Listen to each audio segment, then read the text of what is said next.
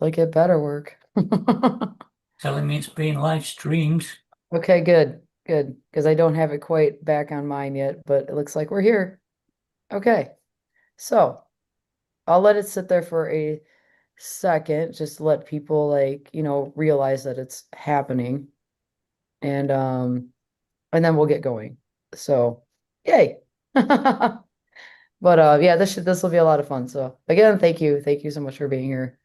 Um as you said, we have a little list of questions to kind of guide you through. But you have quite a fan base these days, so this will be fun. Let's see here. Let me make sure it's on. And then Tanya, you said you wanted to watch on the chat. Yep, I'll be Okay. there. All right, cool. I know Christian, he's got a cold too, so he's not coming on the live because I guess his sneezing fits are worse than my voice. So, all right, let's see. Okay. Let's see. All right, cool. So I think that's enough time. So I will just introduce you a little bit. So welcome everybody in onto our wonderful live stream today in Space Weather Unplugged. We have a very, very special guest who we're all big fans of because of the app that he runs. Andy Stables, who's based out of Isle of Skye in Scotland. And you're a poultry farmer, from what I hear. I am, yes. Humble Yep. poultry farmer. So it's really awesome. You've come up with this wonderful app that we all use. It's really great for real-time chasing. And I know everybody's gonna be chomping at the bit to hear a little bit more about it.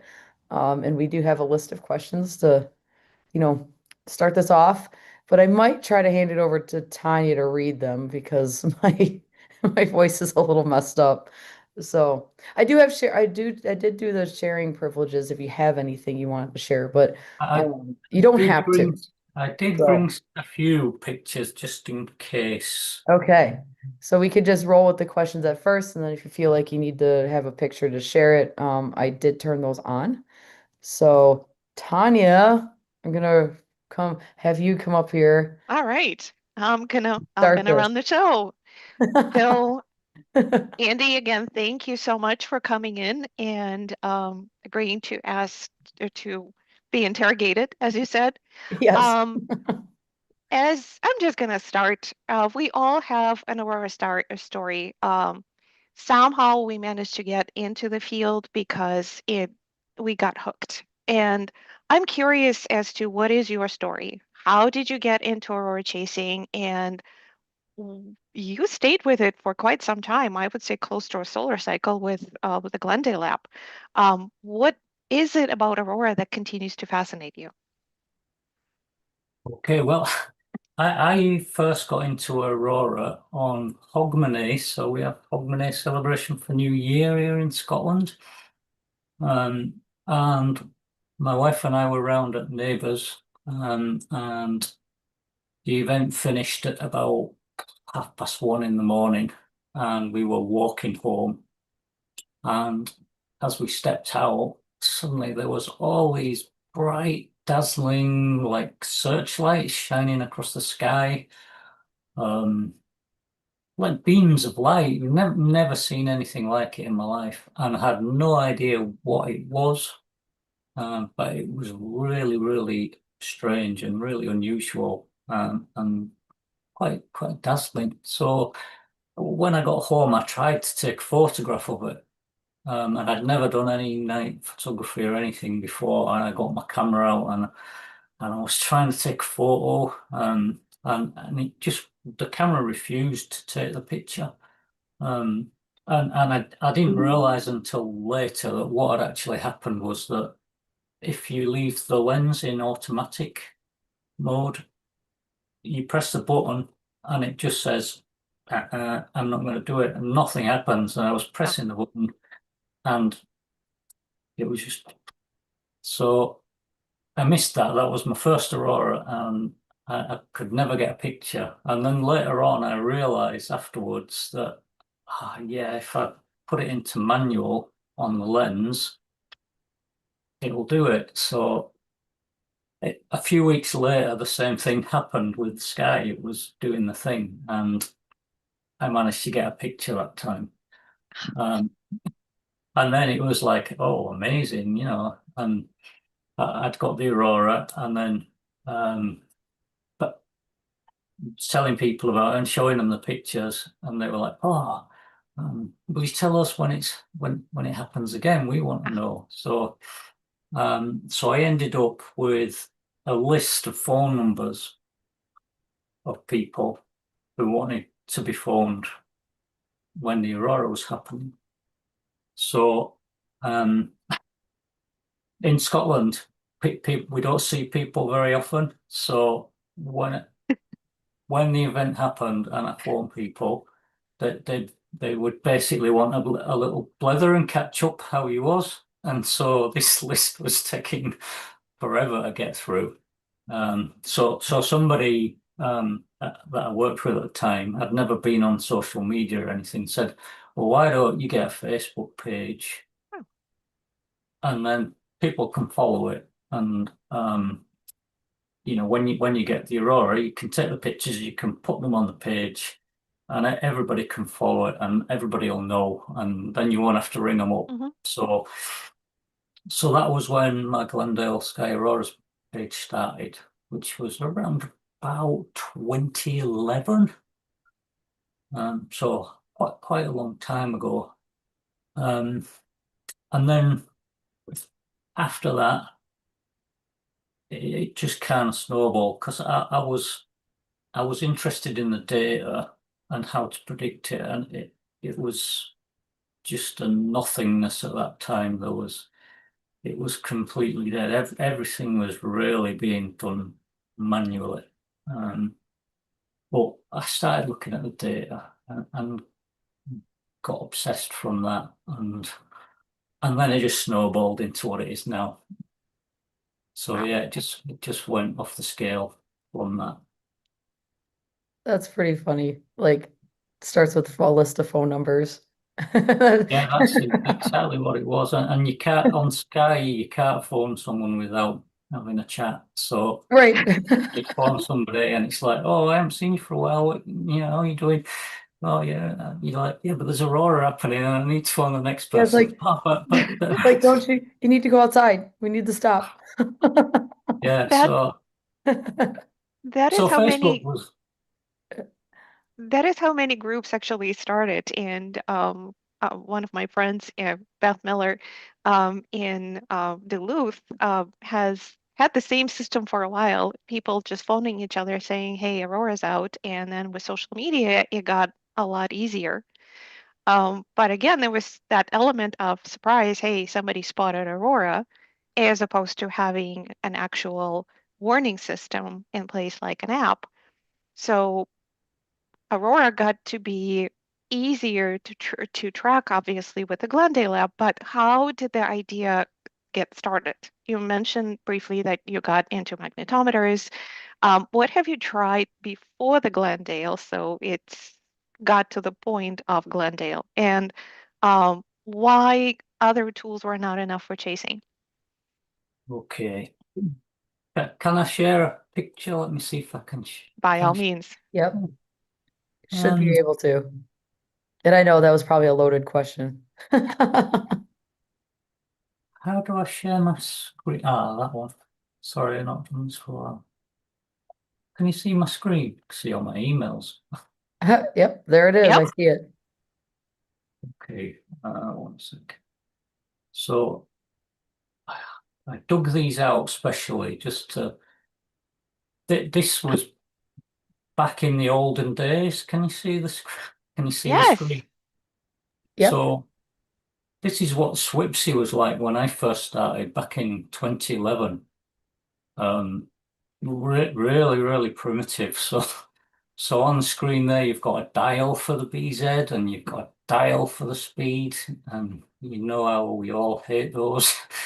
Um, and even the dynamic pressure on there, what on earth was that about? And look at the little Aurora map, trying it's kind of a pre-version of Swipsy, yeah, the ovation model. Hmm.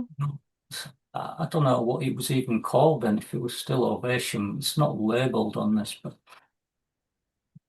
but there was really just nothing at the time that was of any use whatsoever. So it was a case of I think in the UK we had one one Facebook page.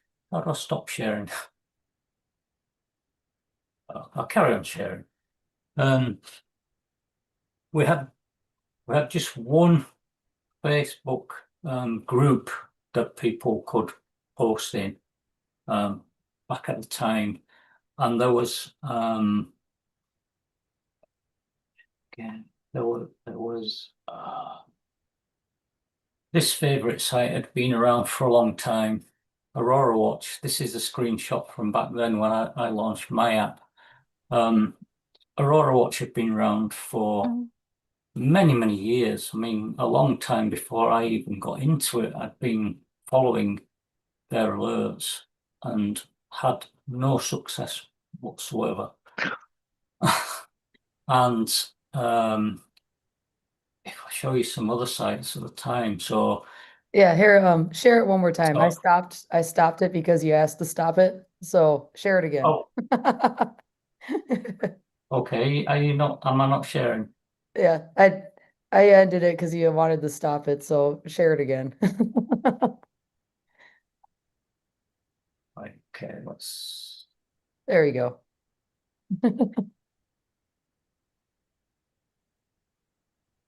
Where But yeah, it's pretty fun seeing these old websites and how, different things were back then. Yeah, so this is back at the time I launched my app, and this is Solar Ham, and Hmm.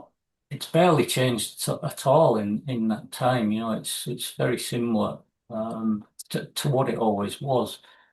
Um, if we look at something like this is another popular one. Yep, yep. So Oh, yay. Space Weather Live back then, and it was leading with Ovation. And it had KP, but it's actually wing KP back then. Oh, Hmm. huh. Yeah, so if you can,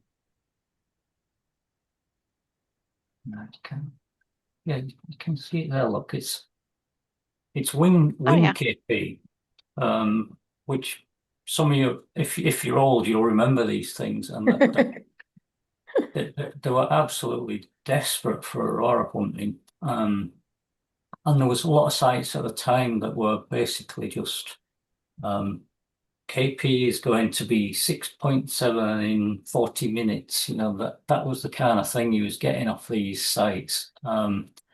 So most of the group that existed at the time, what they were actually what most of it was about was we went out and we took testers. So you would go outside, take a test photo, see if you got any Aurora. If you got some Aurora, you went on the group and you post the picture. Um, but then what happened was one of the sites, I don't know who it was or however, but one of the sites latched onto the stat plot from the TGO. So got a picture somewhere of one of those. So one of the sites latched onto the Norwegian line magnetometers. And basically, if you're used to reading a magnetometer, these plots are basically showing the changes in the Earth's magnetic field. And uh, when you see the line rising, then you're in the growth phase of a substorm. And then when it starts to drop, then you're into the expansion phase. So one of the groups had cottoned on to this graph, and what the admins were doing is every night sitting there watching this graph, and then as soon as it started to go down, they would put a post on the group saying, "Mags are dropping, everybody needs to get out and take a picture." And that became literally, that was your every night. So every single night, you were sitting there watching this graph and you were looking for it starting to drop. And as soon as you saw it drop, you were out with your camera. And there was no warning, that nobody even knew that this was related to substorms. The word substorm never entered into the equation at all. It was never used. Nobody had an inkling of what these things were. I certainly didn't. So all we knew was that there's a graph and you sit there all night and you watch it. And as soon as it drops, you get outside with your camera and it's literally instant. I mean, you'd know there was no like, it's going to happen in an hour or anything like that. Nobody at the time really had any clue about reading the other data, like the BZ and things. We just hadn't learned to do that at the time. You knew that you needed BZ, but nobody actually figured out that it's a lead, it's got some hysteresis in it. It doesn't happen straight away. So none of that stuff existed. And I got right into this because I thought, well, this graph, it's fantastic. There must be stuff that you can read from this. Really interesting data. Because it looks like that there's real good information embedded in it. So could you work out like where the Aurora was from it? And what does it mean, all these different squiggles when some are going up and some are going down at the same time? What's that telling me about the Aurora? So I sat down and decided that, well, I'm going to unravel this and I'm going to work out what all of this means and whether I can do anything useful with it. Because one of the things that was problematic about this stat plot was, so the guys were sitting there all night, these admins on this group were sitting there going, it's dropping now. And then a bit later on, they would go, oh, the lower level magnetometers are starting to drop. But I would go racing out with my camera and there wouldn't be any Aurora there. It would be worse than it was earlier in the night. So it kind of, there was obviously something happening with the magnetometer that didn't quite add up. And so I sat literally, I was every single night with my camera for 3 years. And I would go out every 5 minutes, 10 minutes, 15 minutes. If I was watching something on the telly when the adverts came on, I'd go out and do another test photo. And I spent 3 years just studying all these magnetometers and comparing them against the photos I got and trying to work out exactly what it was about this stat plot graph that told me when the Aurora was happening, when it was at its peak, and when it was going to start. So it's much more complicated than people actually think. And you can see this is a plot from my Glendale AP here on the right-hand side. So you can see here that the peak's at 7, just after 7. But when you look on the stat plot graph here, it looks as if the peak's coming later on because you can see the lines still dropping. So what was happening is this kind of this. I think of it like thunder and lightning. So you get the lightning, which is the aurora, and then the rumble of the thunder takes a while to reach further along. So if you're a long way from where it actually happened, it'll take a while to respond. So it's kind of happening with the magnetometers that they kind of go into a cascade thing. It kind of ripples across, and it runs in a diagonal. So you can see how they're kind of cascading down in a sort of waterfall, going in a diagonal. Mhm. And it's because each one is responding a little bit later because it's a little bit further away from where the aurora was. But you've also got this other secondary effect, is that the magnetometers are glued to the Earth and they're turning with it. And they're always turning from west to east the whole time. So you've got two things going on when you look at this plot. You've got this kind of thunder and lightning effect where the lightning's the aurora, and then the ones at much lower latitude, they don't actually hear the rumble until quite a bit later from when it actually happened. So you can see it at the instant it happens because the light travels at the speed of light. Yeah, so even if you're at really low latitude, somewhere right down here, when it happens, you're going to see it because you see the lightning, the flash comes straight away. But the magnetometer's not going to react until quite a bit later.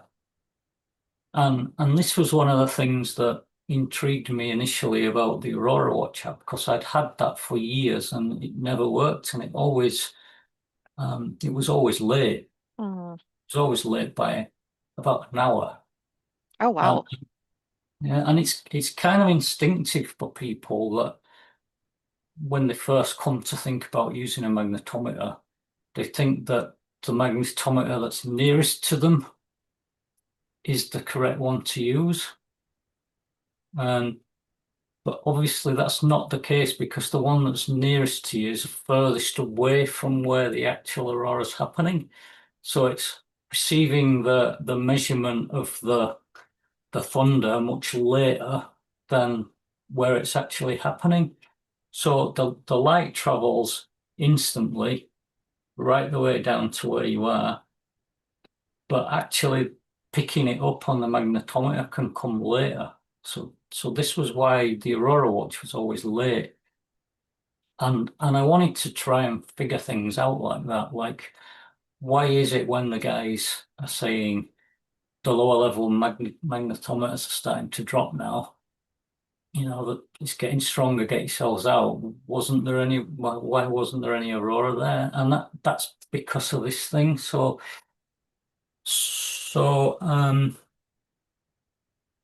because of this kind of thunder and lightning effect where it runs on cascades, when you're looking at a plot like this, the peak isn't actually where it seems to get to. Oh.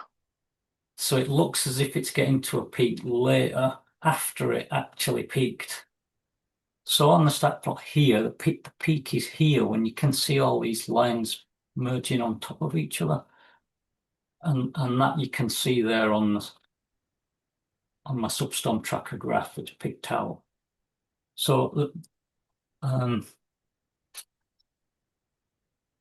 so basically I got absolutely obsessed with all this. And then I've been doing this for 3 years, and I kind of had an idea that I understand all this now.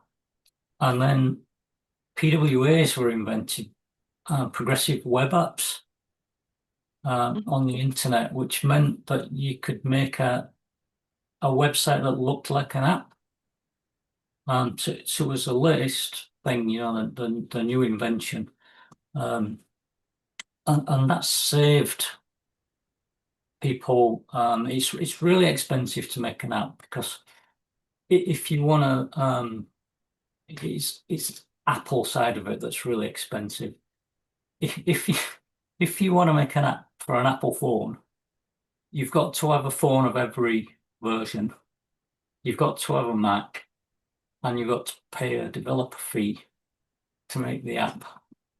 And you basically got to build an app for every type of phone. So Android, all the different versions of Android, all the different versions of iPhones. You need all this expensive equipment. But a PWA is just a website, but on an Android phone, you can actually just click an install button and it installs and looks exactly like an app. There's absolutely no difference. You can go in the app drawer and you can go in the app settings and everything. It's exactly the same as an app. On an iPhone, it looks very similar to it. It works pretty much like a website, but a website plus. And you can bookmark it onto the home screen. So you get the tile and it works again, it works and looks exactly like an app once you've got it on your phone. But obviously on iPhone, they don't support the modern things like web push. The technology's a bit behind. So when PWAs were invented, I thought, well, that'd be really great if I could get access to the TGO data, and then Love TGO. I could make an app. But what I actually did was I made the app first. So we're here now, 10 years on. I made it this week, 10 years ago. I didn't have TGO access at the time. I made the app and I had the view that I could put some things on there. I could put like the sighting map so people could report that they were seeing it, because there was nothing like that at the time. So I could report sightings. I could report on the app what I was getting. People would be able to look at it, and without TGO access, but I would be able to send an alert, a notification manually to people's phones to let them know that the Aurora was kicking off. So it's kind of a compromise situation. So I made the app, and then at the same time I applied for permission to use the TGO data. And I sent a long application letter in explaining that I'd been studying all magnetometers, and I thought that I could make something that would send out automated alerts that would be really good for the UK. And I sent that, which would have been beginning of December, so 10 years ago, and I heard nothing back. And I thought, well, fair enough, But then about the second week in January, they came back to me with permission and a password on a non-commercial basis.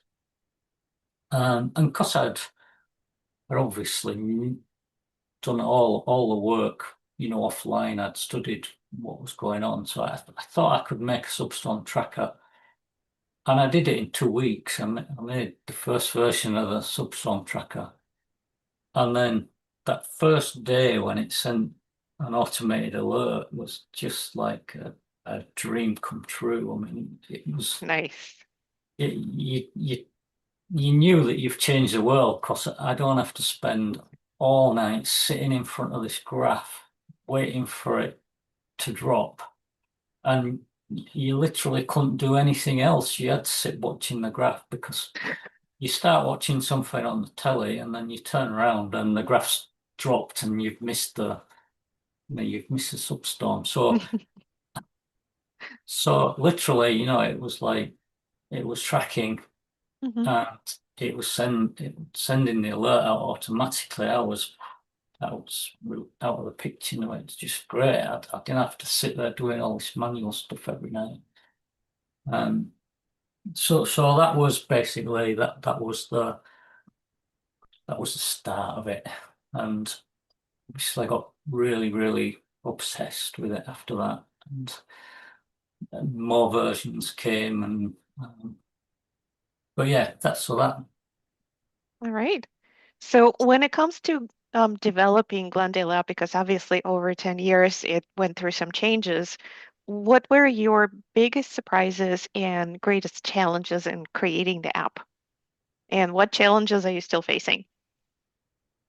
Okay, so well, the biggest surprise, obviously, that I had was the accuracy that you could actually, if you look at a graph from the tracker, it Mhm. is it is literally tracking the aurora in the sky, and that just was absolutely staggering. That yeah, this was at a time you remember 10 years ago. Even you'll remember from recent in America, because you're really late to the party on this stuff. That all the groups and everything would just say, "Oh, auroras are totally unpredictable.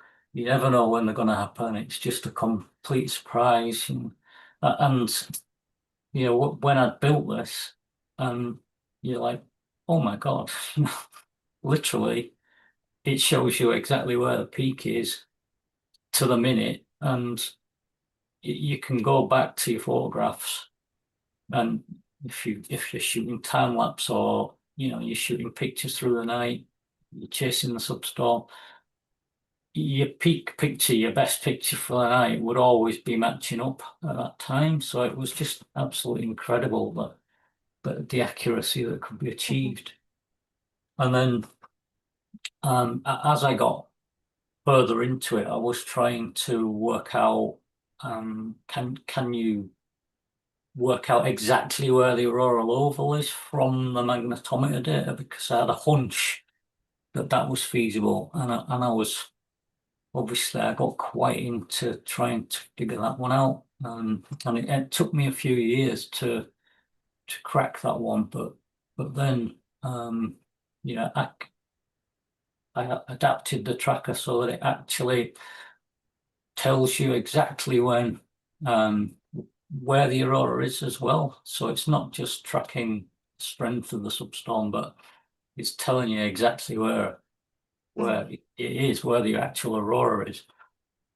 So that kind of, that was the biggest surprise. I kind of had a hunch, but I just didn't realize how much knowledge was encrypted into this stat plot graph.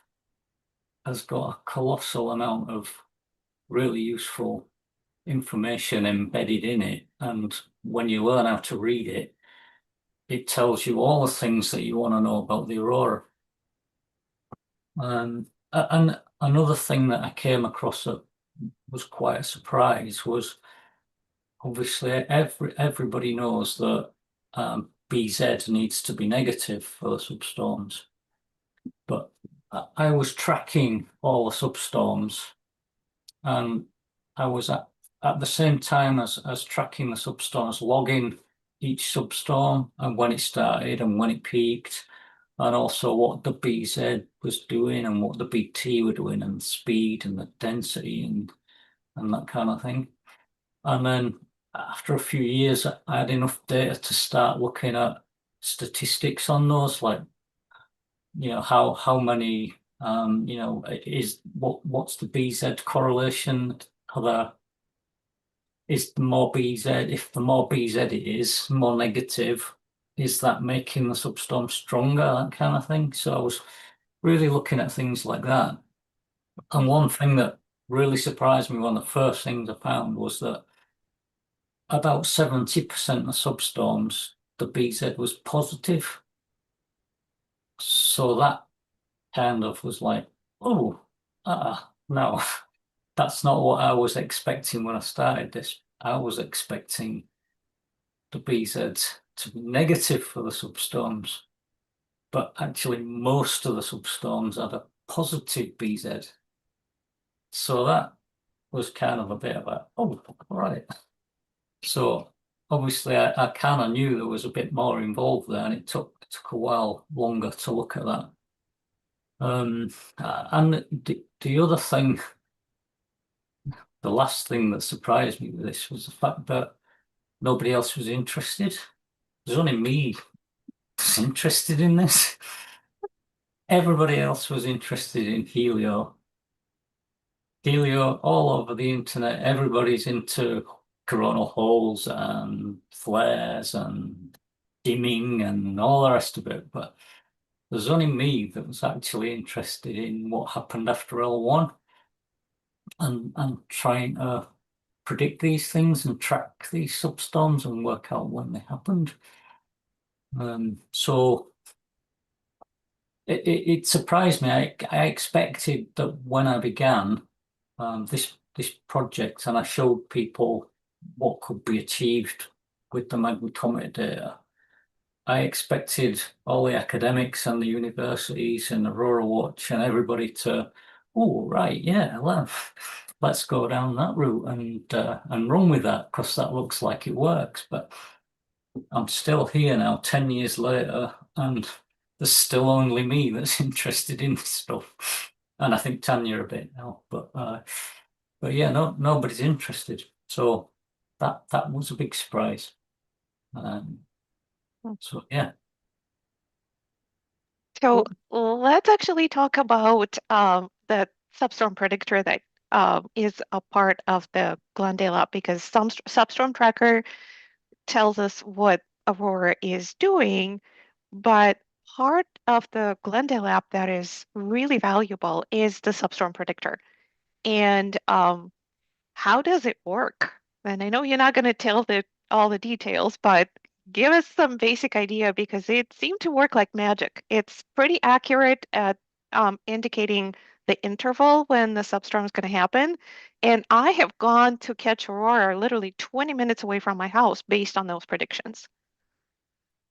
Yeah, so this took a lot of work because I had to finish the work on the substorm tracker first before I could do this.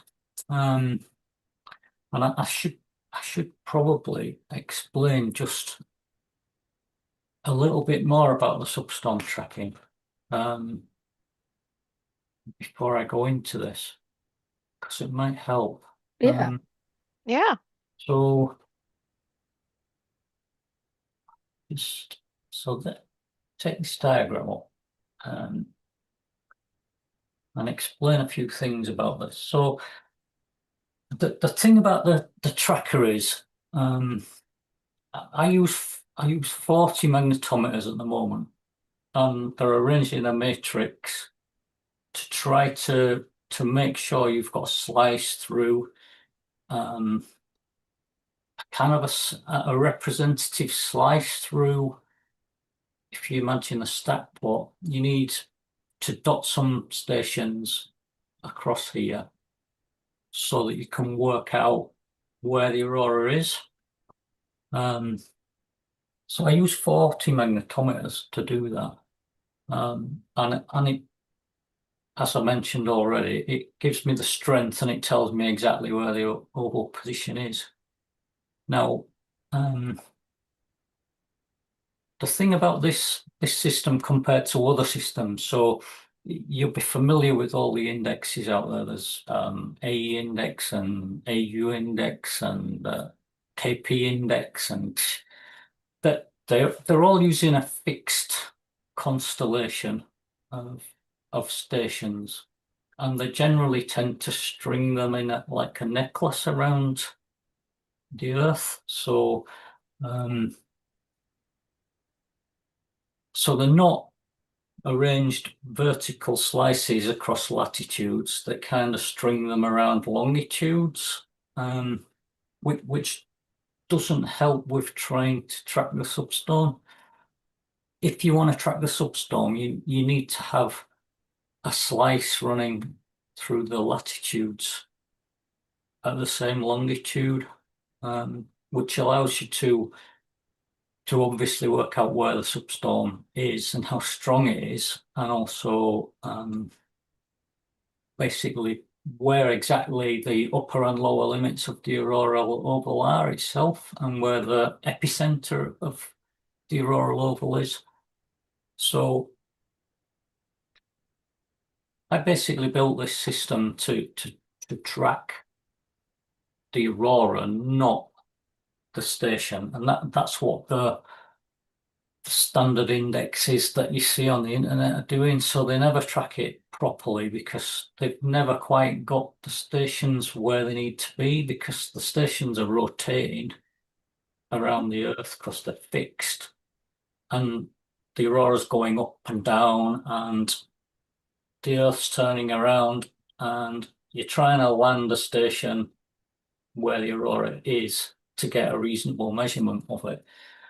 Now, what I do different is, because I'm using slices of magnetometers going around, I've always got magnetometers that are sitting across the middle of it. So if you imagine your perfect situation, when if you were wanting to track where the aurora was, if you could imagine you could have a floating magnetometer that could fly through the air, then what you would want to do is, on the dark side at local midnight, you would want to put magnetometer stations dotted from the highest latitude. You'd want to dot them all the way down, so that on the dark side, you've got a slice of magnetometers measuring through the aurora on that side, and wherever the aurora goes, you're always going to have a magnetometer sitting there underneath it. So that's basically what my Substorm tracker's doing. But it gets a bit cleverer than that, because what the stations, I've never said this publicly before, so this is something that nobody's ever heard. So what a station, a magnetometer station, is doing is it's actually measuring. Yes, it's measuring the change to the Earth's magnetic field, but it's actually measuring electric currents.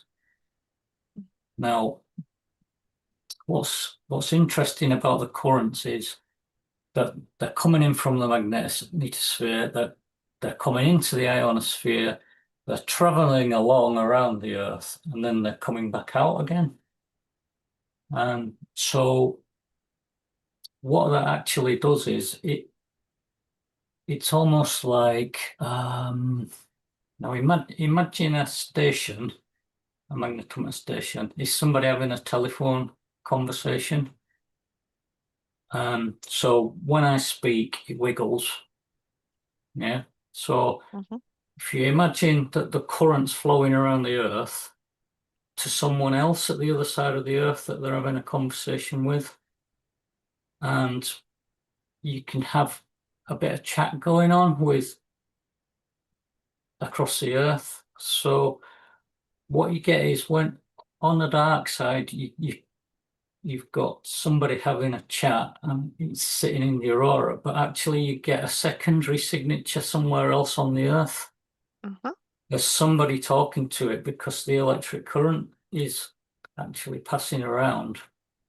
So if you understand how to read these different signatures in the different places, then even if you don't have a magnetometer right where you want it, you can actually use the secondary signature to track instead.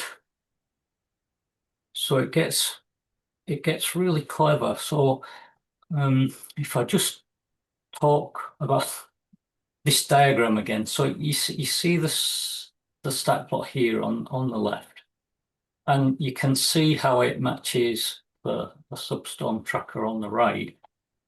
And I explained that the peak was actually here, which you can see on the Substorm tracker. The big reveal for this is that actually this Substorm tracker on the right isn't using a single magnetometer that's in Norway. So the plot on the left is actually a Norway plot. The Substorm tracker at this time was using magnetometers in the Southern Hemisphere and in North America to track this substorm. Wow. It didn't actually use one in Norway, but you can see that it tracks the one in Norway. So this is how I managed to make the app for Australia without having any magnetometers in Australia. I could actually use these signatures to track for them with no magnetometers there. So their app for the first couple of years, I never had a Southern Hemisphere magnetometer. I only put them in recently. And actually, I'm finding that the Southern Hemisphere magnetometers rarely actually track for Australia. They track better for the Northern Hemisphere, and the Northern Hemisphere magnetometers track better for the Southern Hemisphere.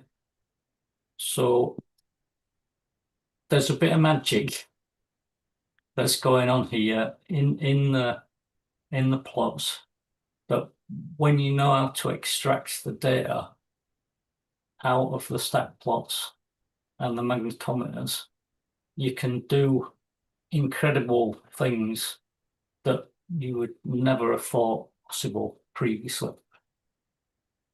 So that basically explains a bit about the tracker. So once you understand that the tracker works and it's actually tracking the substorm, then what this is also telling you is about the convection. So it's telling you how much energy is being discharged and what the profile of that discharge is from the magnetosphere when it's charged. So a prerequisite of actually the magnetosphere model and the drop prediction model was to build this first, because it was impossible to understand how the magnetosphere worked without first knowing exactly when the aurora happened and exactly when the unloading was happening. So I started work on the magnetosphere model, and this model is basically, it only takes two inputs. It takes the BT and the BZ. So that immediately puts it at odds with all the coupling functions and everything that you see on the internet. And it takes just those two things at Earth, so BT and BZ at Earth, and it outputs the onset time of the substorm and time when it will reach its peak, just purely based on BT and BZ at Earth. So it's much simpler than anyone would have ever expected. And I've tried to put other things into it, and I can't fit them in. I can't make them work. So this model, there's basically there's a lot going on here, but you've got to look at the loading and the unloading in order to work this out. So the model's looking at three different types of loading. There's a cold start load, which is basically from a flat line with no aurora happening to it suddenly happening. How long will it be before the onset, which is when it starts to drop, to when it reaches its peak drop? So it's looking at cold starts, and it's also looking at a cold start into something called SMC, studying magnetospheric convection. Because what you can get is it's completely cold, and then the BZ suddenly does a nice big negative drop, and it stays that way for hours and hours and hours and hours. And that changes the way that the magnetosphere responds. So not normally from a cold start, you would get a drop roughly an hour after the BZ arrived at the BZ arrives at Earth, and then if it stays that way, then you get roughly an hour later you get the substorm. With a cold start into an SMC, it takes quite a while longer. It can be 2 hours for that. And then the other loading pattern it looks at is when you're actually in SMC. So if the BZ's been negative for hours and hours and hours, there's still convection going on. It's still charging up and discharging, but then it switches again into a different mode, and it's roughly a 3.5 hour discharge cycle. So it'll charge up, and then roughly every 3.5 hours it'll do a drop. And then that's not all of it, because that's just the loading part of it. But then you've got all of these trigger conditions that the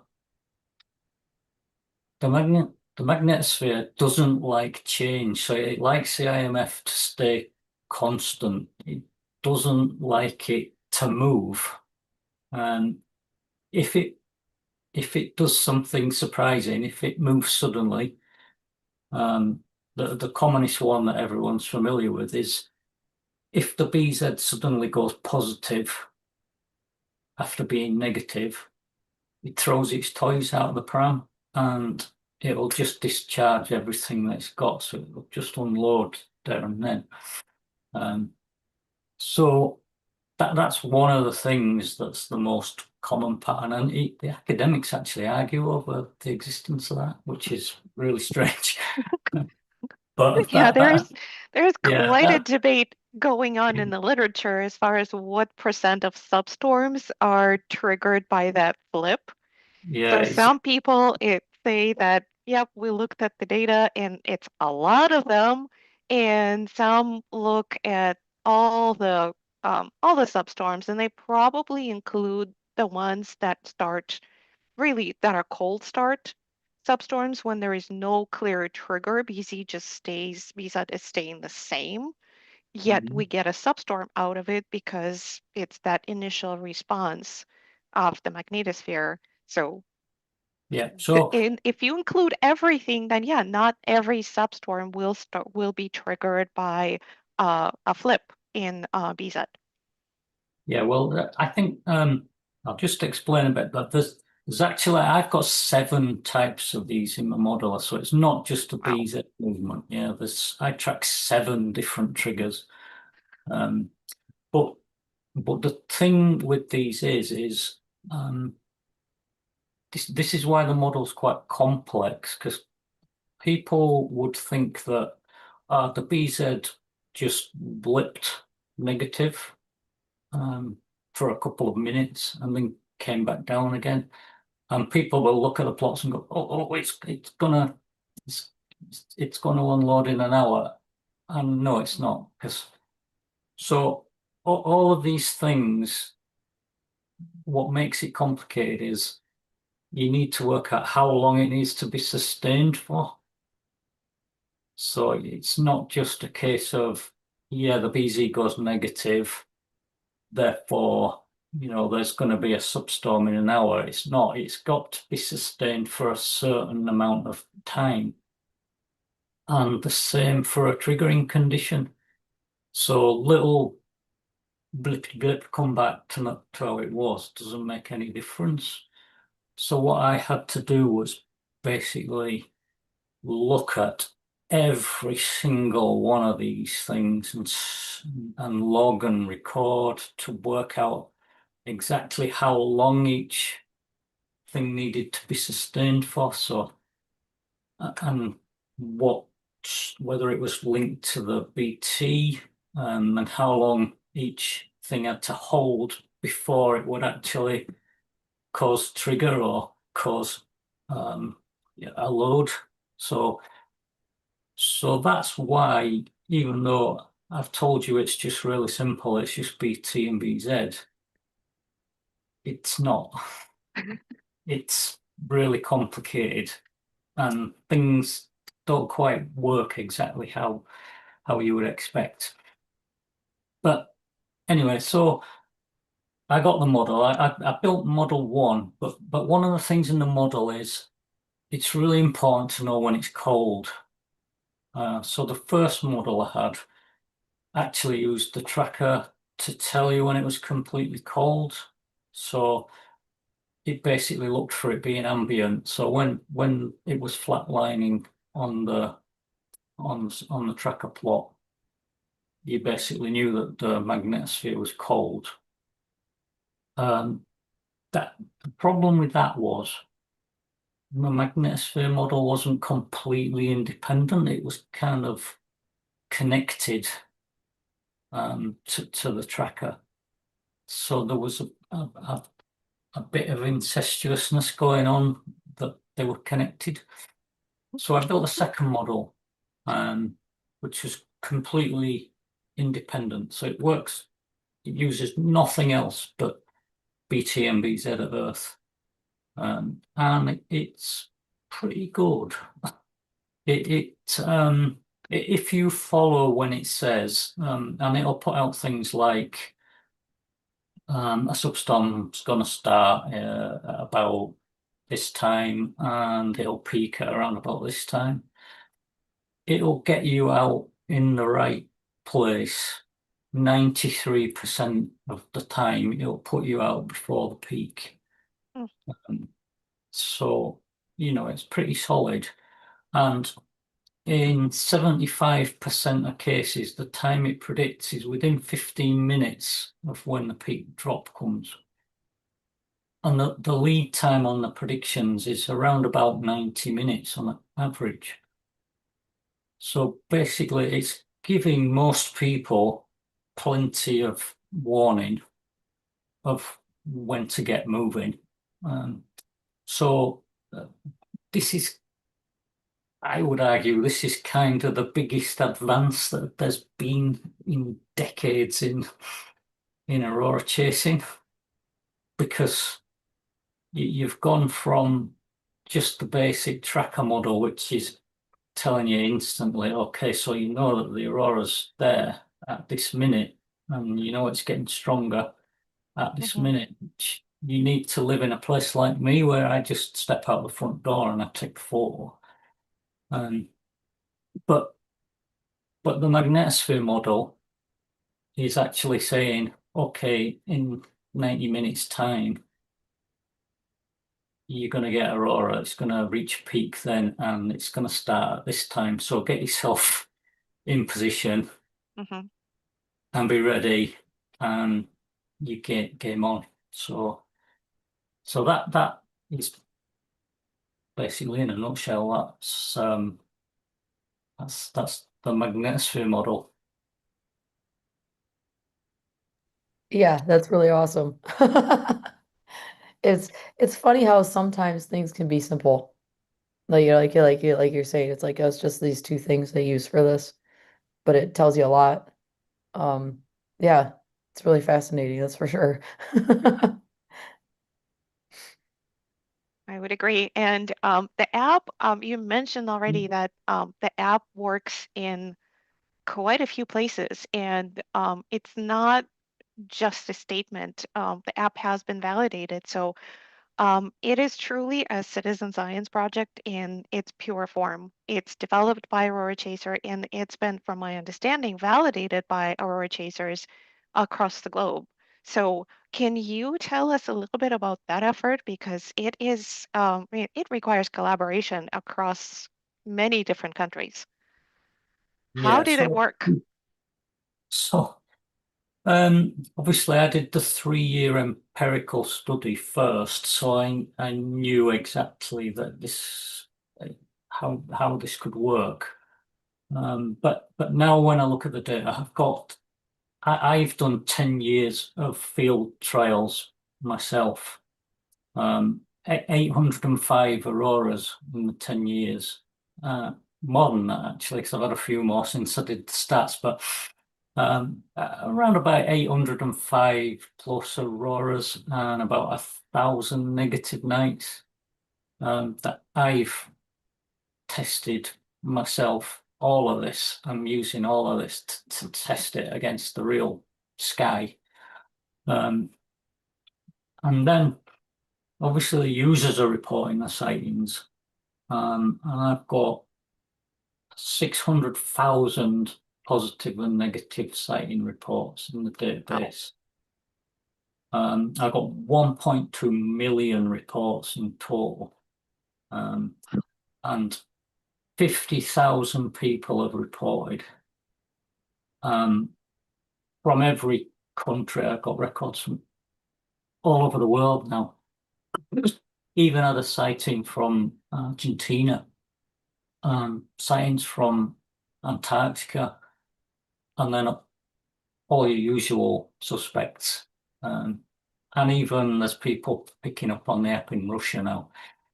Yes, that's very true. Which is great. It's absolutely fantastic. So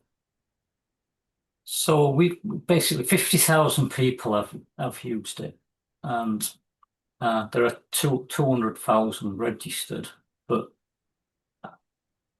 all these people are succeeding with the app. And obviously I put onto the app everything that people need to test it for themselves to prove that it's actually working. So that they get the 24-hour plot here. They can take that and they can sit and look through their photos from the night, and they can match it up to this plot, and they can see that exactly, the best picture I took on the night here was coming at 7:10.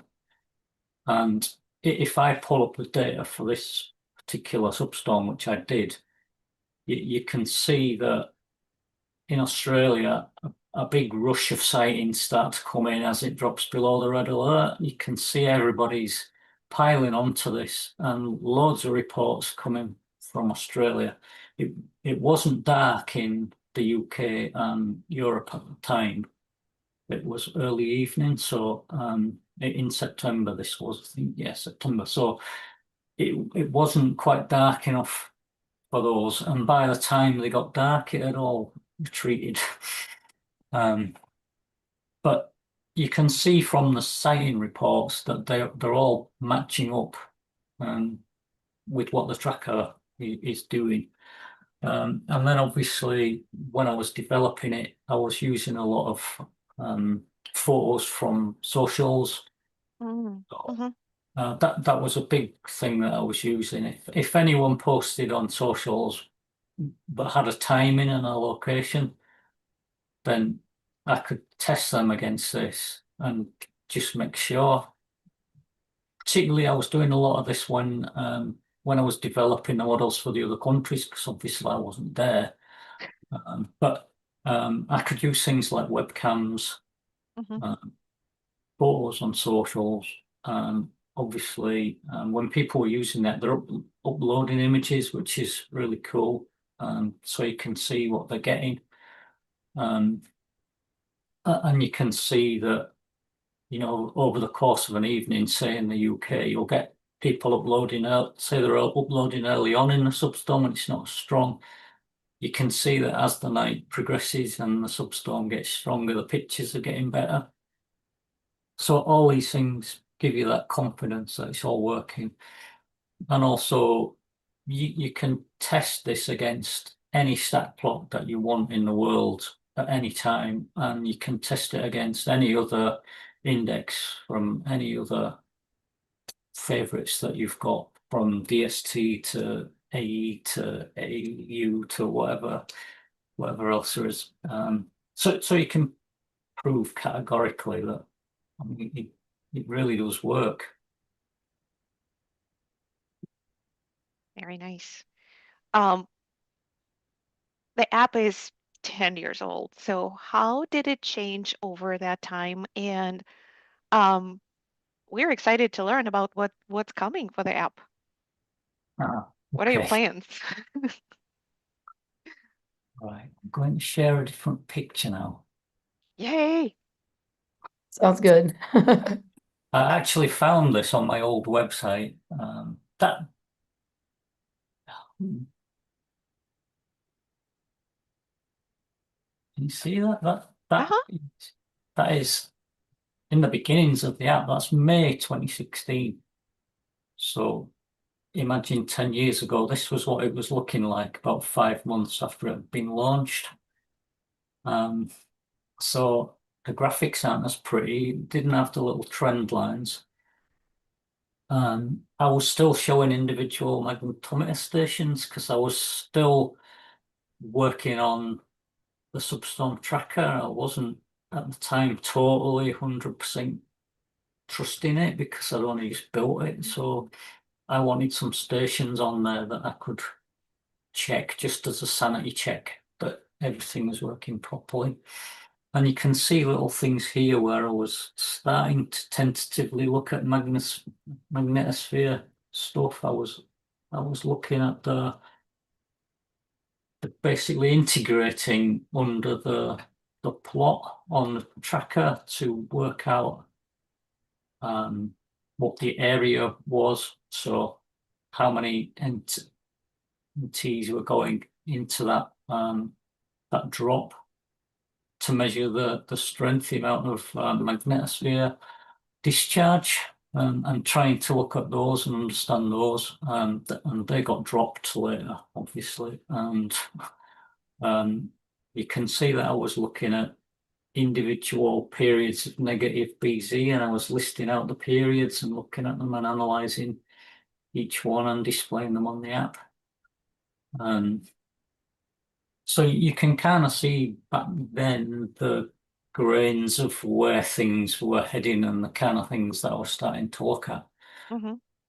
So it evolved quite significantly from that. So if you look at a modern, Oof. so you look at a modern graph now, it's quite a lot different. Obviously we've got more countries supported, which we weren't at the time. So I only had at the time, it was just the UK. Mm-hmm. And look at, I've got some notes here when I did them. So 2018, I did the Iceland app. So it took a couple of years before I started to move on to other countries. But then we had a new region every year after that. So we had Iceland in 2018. In 2019, Scandinavia and Greenland got launched. And then North America came in 2020. Where were you all? Where have you We're been? we were stuck in ovation Yes.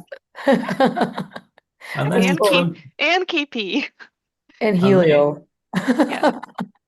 and 2021 came Australia, and New Zealand. So they've had it 4 years now, and they ran with it. They were brilliant. They liked it. Um, and yeah, they took to it immediately. Margaret and Les were Yeah. just brilliant, and just picked it up straight away and started getting people onto it. And meanwhile, North America was just languishing, and I couldn't get any interest from anyone. I contacted quite a few admins of the North American and Canadian groups, and had the door slammed in my face by every single one of them. Mm. Basically, I just walked away from it because nobody would even try it. There was just no interest at all. So it was totally different, from what happened when I did the Australian one. It was a totally different reaction in North America. But obviously, you guys have done some sterling effort in spreading the word out there, and there's now nearly 15,000 people on North America. Yay! They just Yeah, had to wake up a little bit. Yeah. yeah, it's heading towards that. So there's about 45,000 in Australia and New Zealand. So you're lagging a bit behind, but We've we've got some catching up to do. But yeah, it's definitely going the right way. Now, the tracker itself hasn't changed since I did the Australia version, so it's totally stable. Uh, it works really well, and I've not needed any alterations to it whatsoever. Um, it's totally resistant to because it's station agnostic. I can add or remove stations at any time if stations fail. It's not affecting it. It works perfectly. So the only change I made recently was to make it easier to add new magnetometers if I wanted to, or remove them. So I came up with a slightly different sort of database architecture that made it really easy. I can at any point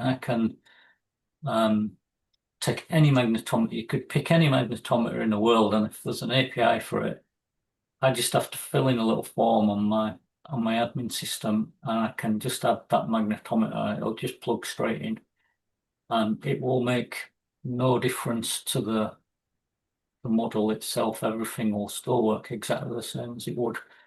And in the same way as I explained about using the secondary signatures to read what's happening in different parts of the world. So if a station fails, or if a group of stations fail, or a whole line goes off, it makes no difference to the tracker. It still works.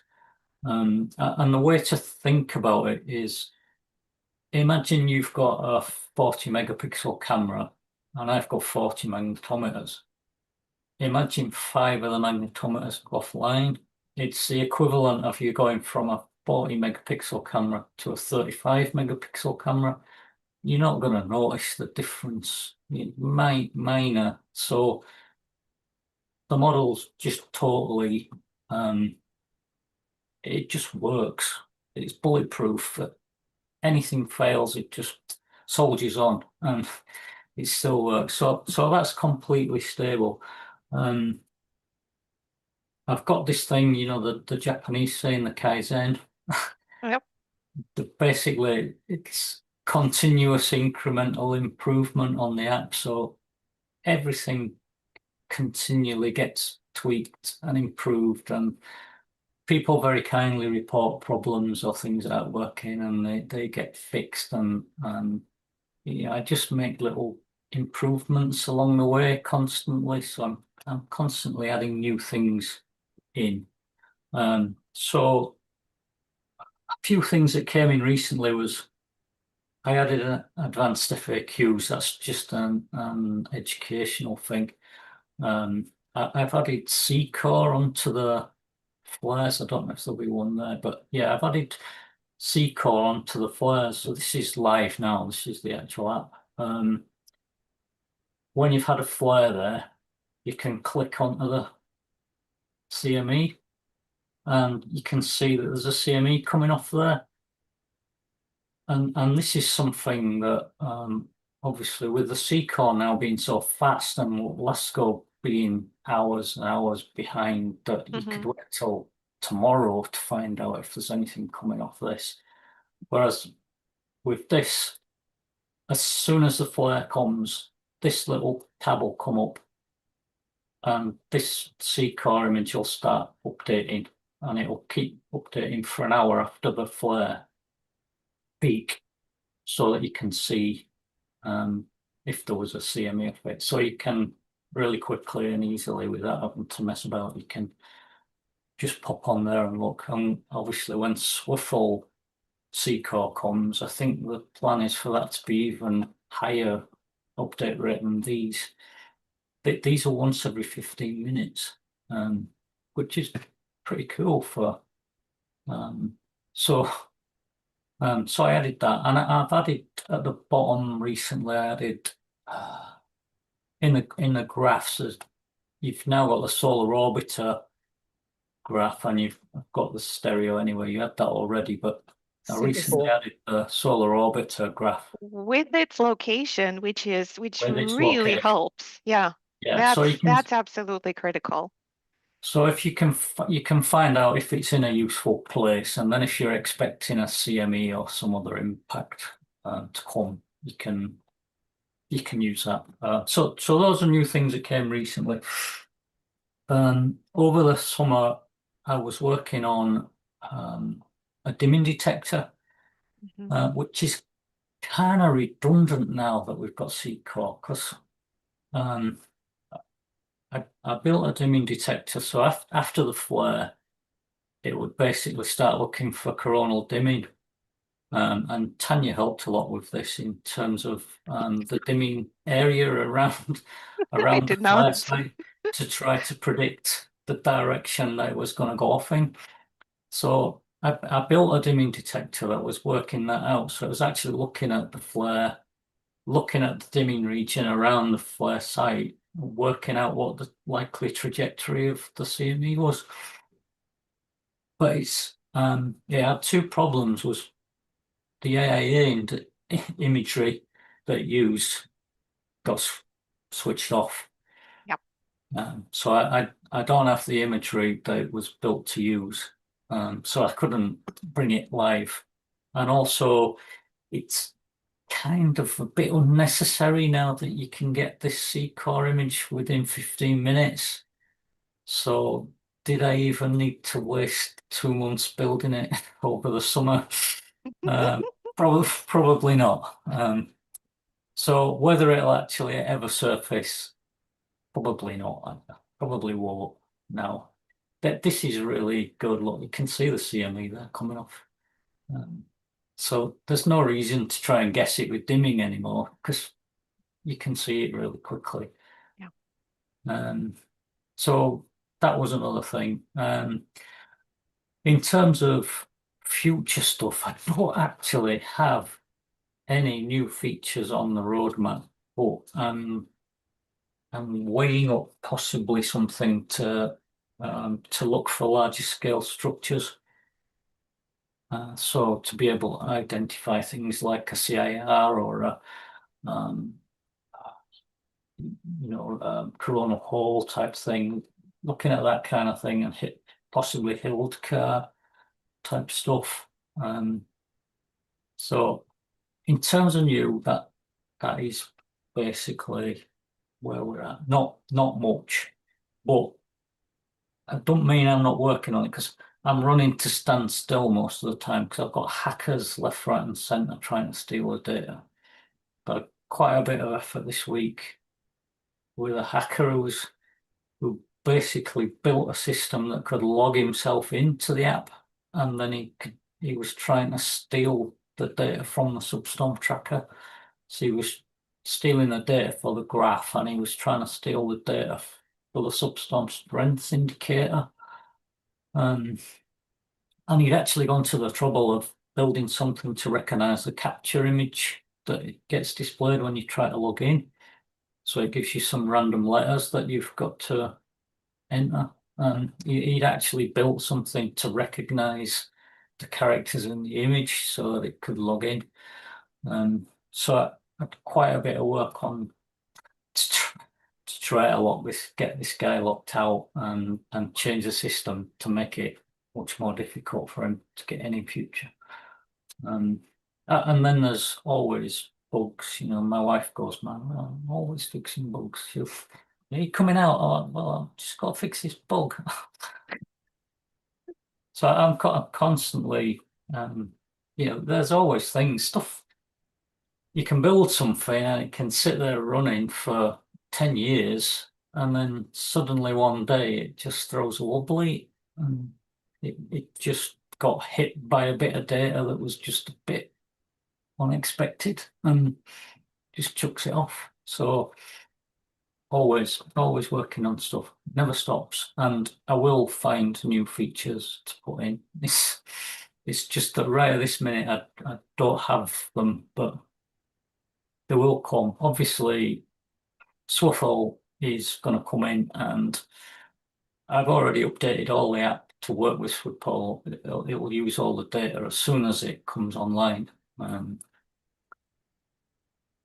that'll obviously need done, and there'll be CCOR, and there might be new instruments on there that might be useful, and equivalent of EPAM and things. So, but they'll all need to come on. But yeah, that's it for the future and current. Nice. So back to the app. We're in the phase of solar cycle where coronal holes are doing a lot of heavy lifting, and they are fairly predictable, obviously to a degree. And one part of the app that probably generates a lot of confusion for people is the long range forecasts. So what is the best use of that, and how it should be sort of used for planning? Okay, so if you've ever looked in here, it looks a bit complicated, but what it's doing is when you get a coronal hole, it usually comes into play over a few days, and it will give us some really nice substorms and some great behavior. And the really great thing about coronal holes is that they're repeatable. The sun rotates, and every 27 days that hole will come back, and it'll be come back in the same position. So one of the nice features on the app is that you can actually click this tab and see how it was last time round. So you can actually see this working on the app. This is now, and this is the coronal hole sitting here. And when you flip the tab, there it is again, last month. So they come back. So whatever activity you were having last time around those dates, you're going to get another bite of the cherry, potentially. So what can happen is the hole can get a bit smaller, it can get a bit less dense, it can shift its position slightly, but saying that, even taking account of that, you're going to get something, and they come back really well. And especially when we get into the solar minimum, they last for years, months. They can just keep going, and they keep delivering every single month. Time after time, just totally, like, you can set your clock by them. So basically, what this is doing is telling you which dates would look good this time around, and what kind of strength it was getting to last rotation. Now, you can't ever say that you're going to get exactly the same substorm strength again the next time round, so that's not what you're looking for, but you can get an idea. You can see these black periods in between, which is where there was no hole, and the coloured ones are where the hole was. So basically, if you're looking to plan a weekend away chasing, or you want to book some holiday in the next month, you can look on here and you can choose your hole, and you can put yourself in the right place at a good time. So, if you're flexible about what dates you're going to pick for your holiday, why would you pick a period when there's no chance? You scan down this list and choose some dates when you had a good chance. And you might not be lucky, but that's the same. You might not get clear sky, but you're trying to up your odds of getting a sighting, and your best odds would come by picking your dates squarely in the middle of a good hole. So if you were just looking for 2 nights, then you might think about going these 2 nights, 4th, 5th, 6th. Or maybe not, because that's full moon, and that's another part. I was just gonna come to that. So yeah, so you might think about choosing those 2 nights, And the reason for choosing the two in the middle would be that if the hole had shifted slightly Mhm. or it had got a bit weaker, your best opportunity would be to put yourself right in the middle of when it was active. If the edges of it have dropped away, then the two dates either side might not come. But the the other key thing to remember about these is they're locked to the moon, which is when we come to that. So the rotation of the sun and the moon cycle are in sync. So if a hole is locked to the moon, it's always locked to the moon. And if you're in high latitude, so if you're going to Iceland, you're going to Norway, you're going to Alaska, doesn't matter. Doesn't matter about the moon. You could choose this hole perfectly. It'd suit you. If that's the strongest hole this month, then and those dates suit you, no problem. If you're in the UK, you don't really want to take those dates because of the moon. The moon's going to kill your chances. But like this month, we've got so many options. Look at this great hole. Right over Christmas, great. Christmas, gonna have Christmas auroras. A Um, Christmas hole. yeah. Uh, And on the app, you can see obviously what the moon's going to be doing at the Mhm. time. So if I was choosing a week's holiday, it's Christmas. Why wouldn't you? Get your dates booked then, and you've got a really good chance that. Yeah. Yeah, and you can obviously don't read these as read that on Christmas Eve we're going to get a minus 1,958 because that's not how you read this. But what you're looking at is that this hole, it's got some really good potential. It's hitting majors and reds. It's looking a pretty groovy hole. The moon's pretty good. Mhm. These are good dates to choose if you're wanting to get yourself a break and give yourself the best chance of hitting an Aurora. So use this because this really works and it's really accurate. I used this all my time when I was working. I had to give 2 weeks notice um, to get dates to take leave. I couldn't take anything shorter than that. So I had to use this. So I used this every time. So if I was booking a week off here, I would take the Christmas week. And that's what I would do. Now, the other thing that's really important with this is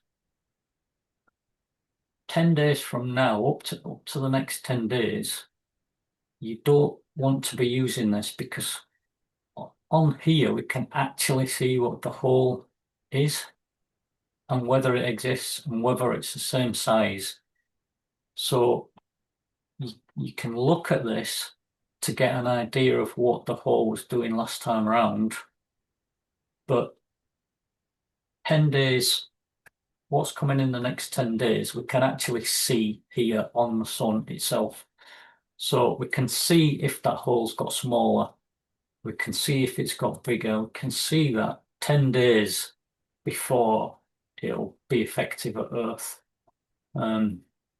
So you have to have a bit of a caveat. So if you're trying to book a holiday for the 29th and 30th, you, you in this case you could get that, but you need to check on here to make sure that the hole's still there. If the hole's gone or it's just gone to the size of a peanut, then your odds are pretty slim if you're picking those dates. Um, if you're booking more than 10, you can't see what's there, so you just have to take the chance that you're going to get it. But you're giving yourself the best odds, and that's really all you're trying to do. You just give yourself the best chance. Put Mhm. yourself when there's a hole, and you've got the best chance of connecting with some aurora. And that's the best you can do. You can't predict the weather. You just don't know what's going to happen. So you could pick this date and bingo, you know, you get clear sky, you get the aurora and everything, you're gonna have a great time. You can't do anything about the clouds, but you can predict the aurora. So use this, go for these dates. Yeah, That's and this is from that so the last days worth of data. I think this is from the recent coronal hole, and it delivered every single rotation. yeah, So it's a it's great got hole.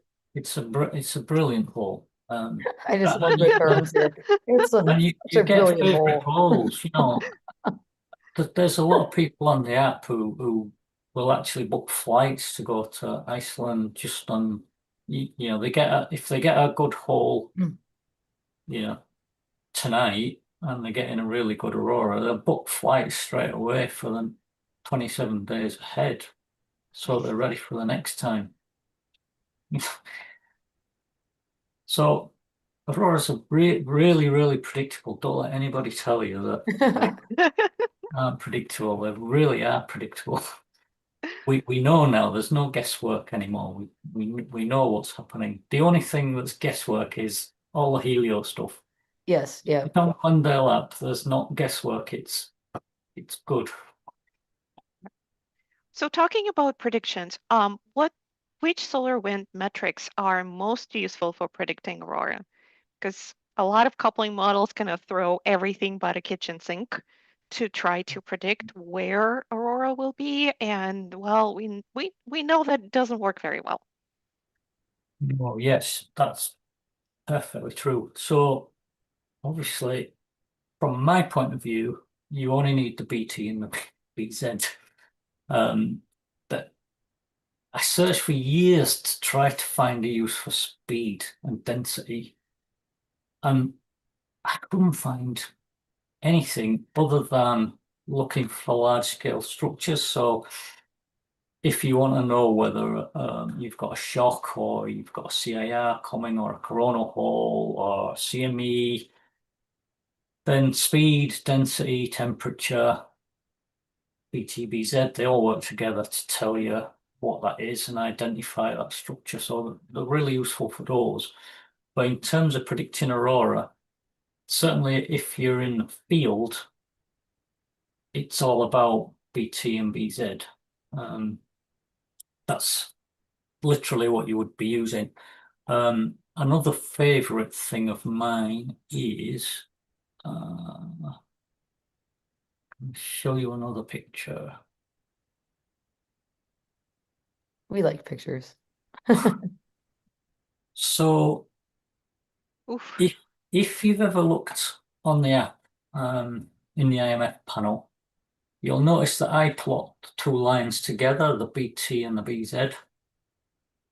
And that's because the difference between these two lines, so where it's coloured purple there, is actually a really good proxy for a coupling function. It's kind of a more accurate version of hemispheric power index and coupling indexes. The bigger the difference there, the more it's coupled. So the more the magnetosphere can get charged from it. And even if the BZ is actually positive, it can still charge. I call this splay. And it can still charge even if the BZ is positive, but the splay is very large here. So there's a kind of a thing where once a BT gets above 10, it doesn't really matter that the BZ's not quite negative. It can come positive, and still charge. So you can still get a substorm off it. So this is one of the measures I use. That's why I plot these together. So you'll see on other sites that they plot these separately, which is no use for actually, gauging how much energy is actually going in being charged. So yeah, so that's one of the things I use. And in terms of coupling, well, that's a mess. I wrote a piece on the advanced FAQs on the app. So if anybody wants to read about that, you can have a read. But basically, the coupling functions, they use speed, and they also include BY, and in terms of the clock angle. And the BY, I think, is problematic because they're based on clock. The bigger the clock angle, so the more negative. If you think of it like a clock face, so which way it's pointing. So 12 o'clock is north, and pointing down is south. So if the clock is 180 pointing downwards, then it in the coupling function, that's like your maximum amount of energy going into the magnetosphere. But the problem with when you include BY in to get the clock is that when you get times when the BZ's just slightly positive, but the BY starts to increase, then it actually pulls the clock angle down, and that makes the coupling functions go wrong because they actually think the clock's increasing, and then they tell you that there's more energy going in, but actually the BZ's positive and it's not actually charging. So they kind of throw it off, and the speed term as well, because most times the speed doesn't matter, and they include the speed just, I think, because generally when you've got a space weather event happening like a coronal hole or a CME, they generally come with high speed. So by putting the speed term in the coupling function expression makes it track better what's actually happening in terms of large scale events. And also you tend to get stronger BT with those events. So it makes the coupling functions work better. I've never found any use for speed except until really recently. It was actually Tanya's doing. She asked me to make some graphs that I could see over multiple days so that she could look at the coronal holes. And what I found was this unusual effect where so here's a plot from that. You have this thing where when the coronal hole comes, the BT does this kind of ramp up and it reaches a peak and then it starts to drop. And as it's dropping, the speed starts to come up. And there's kind of this point here at the intersect where you can get a disproportionately large substorm. It doesn't seem to match with the data. So there's something going on here. And sometimes when the speed plateaus, you can see multiple substorms that are getting slightly stronger than you would expect based on just what the BT and the BZ are showing at that time. So ordinarily, just if I find another example. So ordinarily, can just totally ignore the speed because it doesn't matter. So here you can see we've got a really fast speed here coming up, 700, and the substorms aren't getting any better. We've got a really strong substorm here when the speed's lower, and later on we've got strong substorms when the speed's lower, and here the speed isn't affecting the substorm. So but there's something mysterious occurring, but I can't pin it entirely to speed. Most times speed makes absolutely no difference. You can totally ignore speed, but it's just these mysterious occasions when you get a substorm that seems excessively large for the data that's going in terms of the BZ and the BT. So I'm saying ignore speed, but with a caveat that I might change my mind in a few years if I can Right. if I can With figure enough out data. Yeah.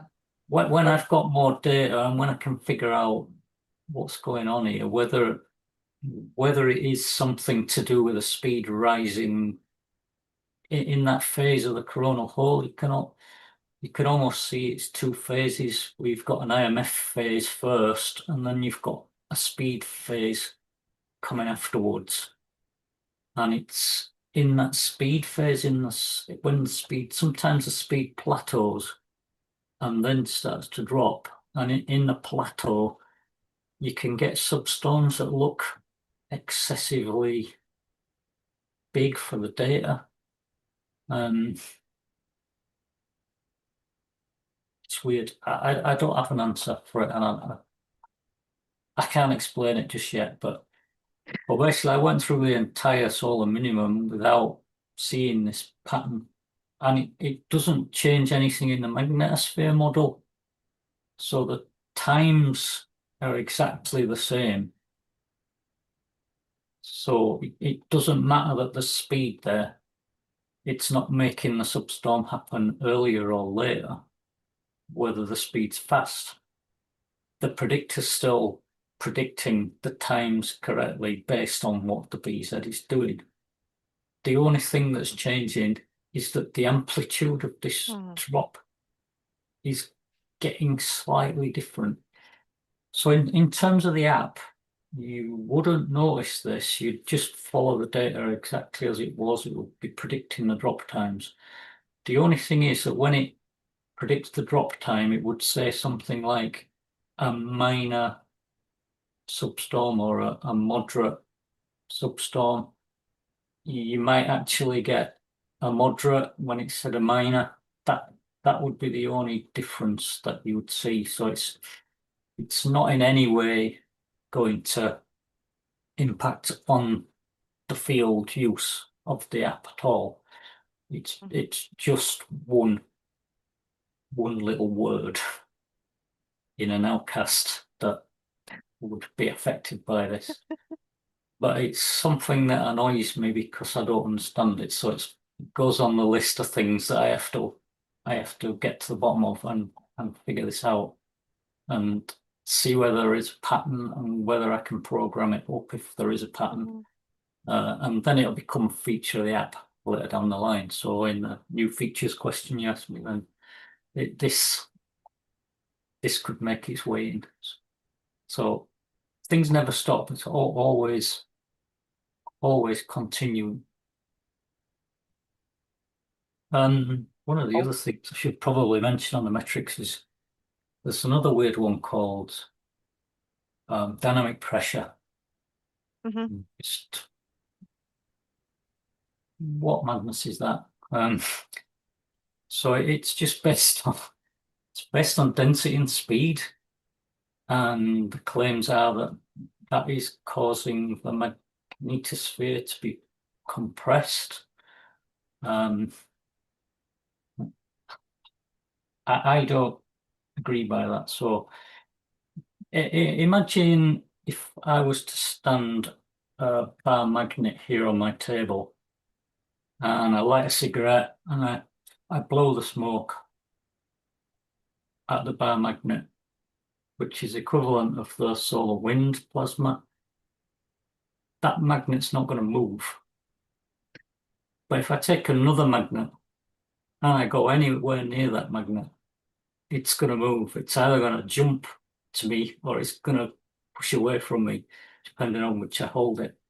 So I don't personally believe that pressure is pushing anything on the magnetosphere. It's all the work of the IMF. And for me, Aurora is entirely magnetic.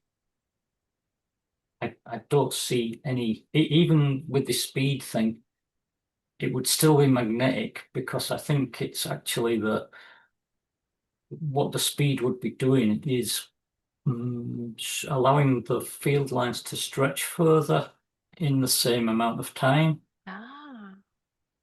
Yeah, so in my head, that's what I'm thinking for that. So that it's in terms of the drop predictor, it's not about how fast things are moving, it's about how long you're exposed to the condition. Mhm. So, but in this case, I think if this speed turns out to be a factor, then for me it would be linked to how fast the magnetic field is passing the Earth and how much further it can actually stretch the lines in the same amount of time. So it's still going to drop. If it says it's going to drop in an hour, it's still going to drop in an hour. But in that hour, because the speed is faster, it could have pulled field lines further. And then when it releases, you've got a much stronger or slightly stronger drop. So that's my theory, but obviously I'm not a scientist or a physicist, so that's just my opinion on it as it currently stands. But anyway, the app's still perfect in terms of all this respect, so don't worry about that. Yeah, that's Um, really fascinating. But kind of makes sense when you describe it. So yeah. So what about preconditioning? Because sometimes we hear that, there's CME passing through, and even if it doesn't really look like it's favorable, it's gonna precondition, and then we're gonna get stronger substorms out of it. Um, any um, any thoughts on that from the data that you've seen? Yeah, again, from my position, there's no such thing as preconditioning. The magnetosphere is just responding to what is given. So I've seen people on the socials saying, "Oh, we had a really great substorm this morning, so it won't take much to get one this evening." But it makes no difference. It only responds, the substorm in the evening, to what the BZ does in the evening. It's not responding to anything that happened earlier. And I would hold with that position, except for that example that I just gave you, where you've got like this disproportionately large substorm, which might be linked to the speed, but also could it be linked to preconditioning? So could it be that the fact that the BT was high here has put some extra charge in to the magnetosphere? So then a little drop here causes a bigger drop here. So it's kind of an alternative theory to that it can stretch the field lines a bit longer in the same speed. But could the same effect come from a precondition that we had this big bubble on the BT here? Did that put some excess charge in while it was high, and then preconditioned for this drop, but there was a lot more there to release? So there's two different possibilities for the same data, the same signature that we're seeing in the data. Could it be preconditioning? Could it be speed? Could it be the amount stretch on the lines? So again, I stay open-minded on these things. So I'm saying it's not for me, but it doesn't mean my mind is closed and that is the answer. I'm finished. But for what I know at the moment, there's no such thing as preconditioning, and it's just responding to what's there. But there's this particular condition that's weird, that's repeating, and it could be one of two different things. And it might be that there is a preconditioning thing going on. But for certain, the one where the substorm was in the morning was good. So there's going to be a good substorm at night. Then no, if this magnetosphere went completely cold in between, then it's just going to respond to what came. If it's already warm and you get the conditions again, then obviously it's already warm, and the whole thing works differently anyway, like that. It's very similar actually to just going back to when I was talking about magnetometers. So when people are quite often, sometimes people will use a magnetometer and they're looking for the drop. Well, that only actually works when you're going from cold into the drop. If it's already hot and you're looking for the drop, then it's not the drop, which is where I was showing earlier that it looks like it's carrying on and getting stronger, but it hasn't. The peak was actually earlier. And that's basically why, that's what's going on. So anyway, yeah, I hope that answers the question. Yeah, absolutely. So sounds like the work needs to continue to It's see. just one of those ongoing things, I never think that you solve these things in minutes. That Yeah. took years to get it working, and you can't model everything at the same time. You build bits onto the model, and then what that does is you spot the bits that don't fit the model, and that's what's happening in this case. Is the model's brilliant. It's tracking the substorms and it's telling you when the drops are coming.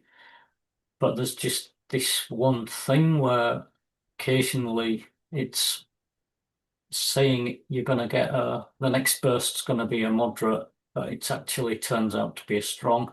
That and the fact that it's modeled so accurately pinpoints these things and targets you at them so that you know that they need further investigation. So yeah. Yep. And we love seeing reports in Glendale, and we love seeing photos. So I pretty much know people who are on Glendale up in my area. So when they're reporting that they're seeing something, um, if I'm in the field, I know I should be seeing something too. But how do you use those reports? So they're great for ground truth. They're absolutely spectacular for forecast verification. So when Glendale is predicting something's going to happen and then reports start to come around that time, you know that things are working. At least that's for us, for chasers. What about on the app side? So how do you use the reports and what can we do to help?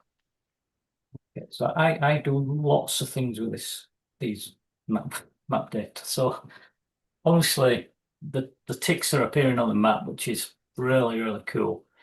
But every time you report a sighting, I'm actually collecting data. So I'm collecting what the substorm was doing at the time. I'm collecting where exactly the sun was, where the moon was, how high above the horizon they were. So it's giving me a lot of statistical data about the sighting. So for your area, when you're making a report, I can look at things like, well, was it in the twilight? Well, how early in the twilight can they pick up the aurora at that location? And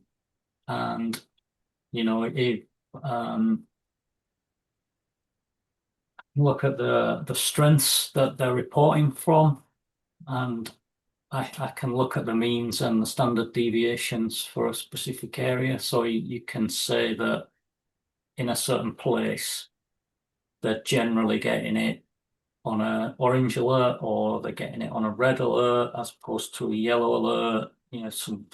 So you can say what level it needs to be for that person, and that actually gets displayed to the user in the Your History section. You get quite a bit of insight in there.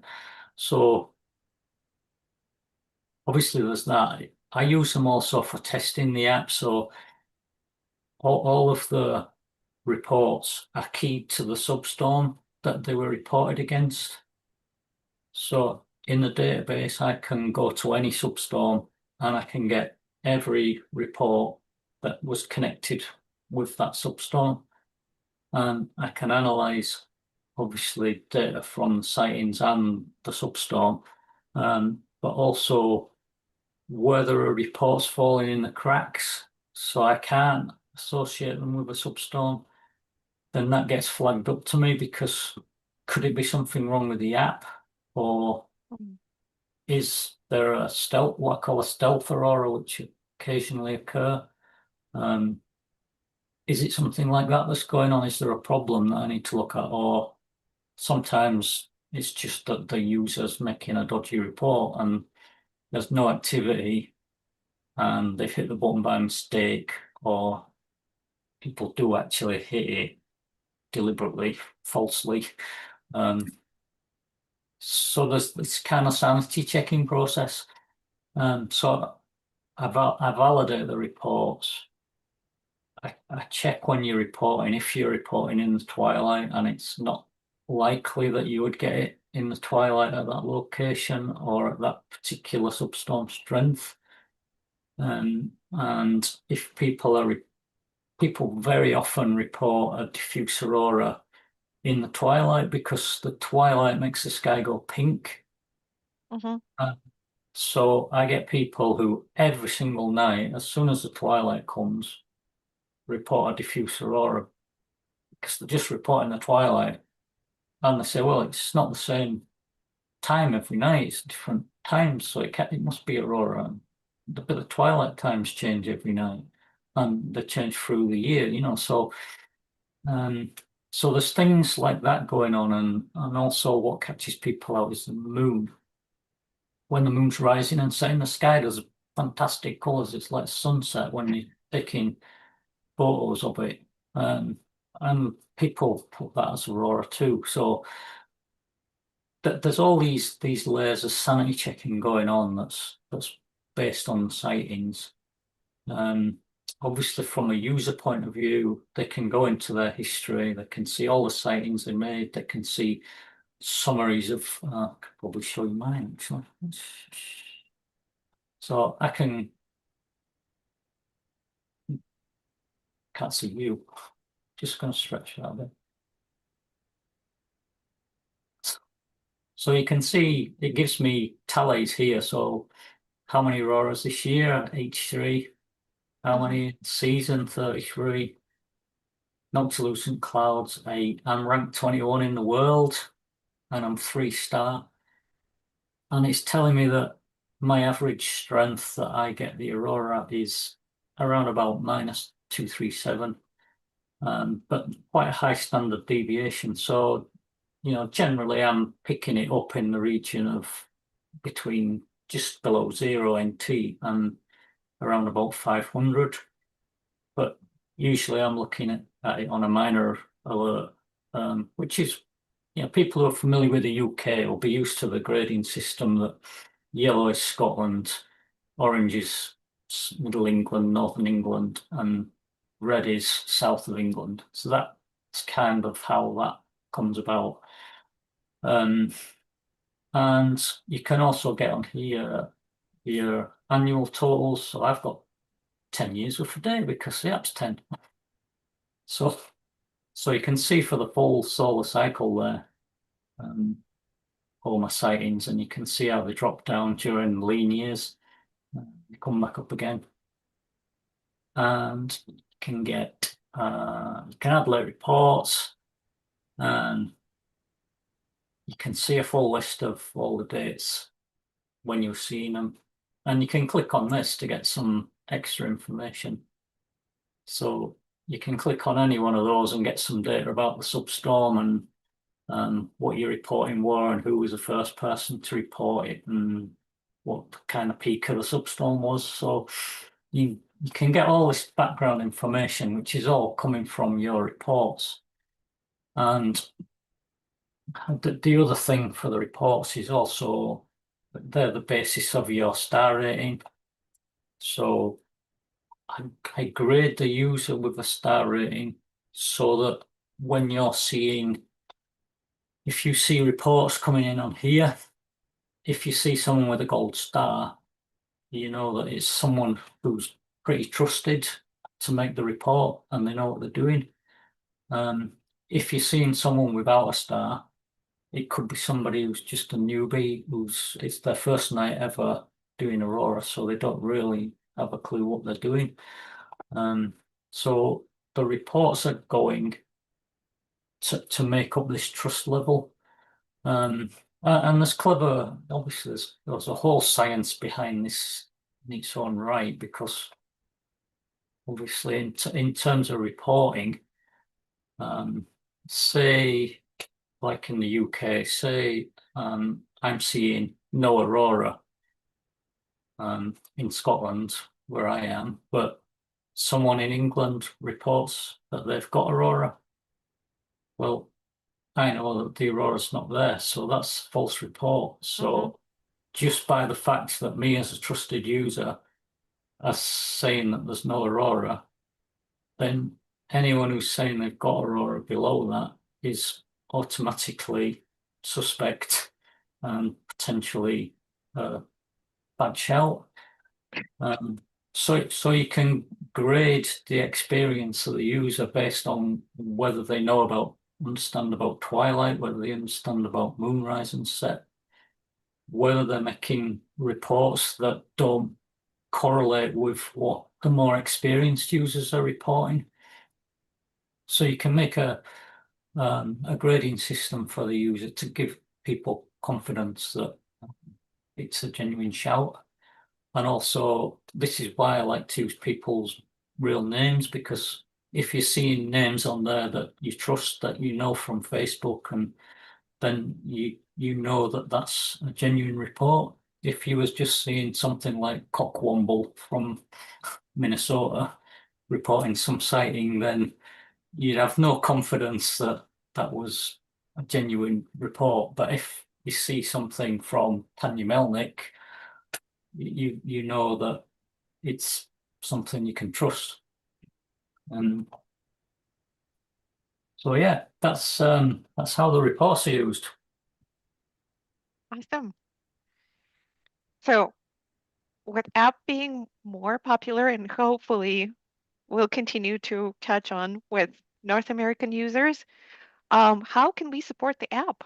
What can we do to help you? Okay, so you tell your friends, that's the first thing. Been Tell doing that. everybody you know, yeah, and report your sightings. And that is all you can do. That's simple enough. I think that's doable. For sure. We ran well over time. We're like 2 hours. I know, but it's You never fine. switched Everybody me loves off. this. I was trying to think. There was one question here. Maybe you do this. It's how does somebody get the extra features for reporting? Like, is it based off of photos they submitted, or has it been like vetted by you? Like No, how you can put raise or overhead or but things they like come that. from your trust level. Okay. So someone who's just started on the app, um, for a new person who sees a ray dark for the first time, it's a Steve. It's always a Steve. Oh, right. Yeah. Yeah, you'll Always. see the pictures on the internet. Is this a Steve? This is Yeah. yeah. They've just got a ray. Yeah, so they got one ray, and it's Steve. So that's why beginners, they don't get all the options, because they just report complete rubbish. most of the time. So the beginners don't get all of the reporting options. And once they've got a bit more experience and we know that they're starting to work properly, but then they get extra options. And Okay.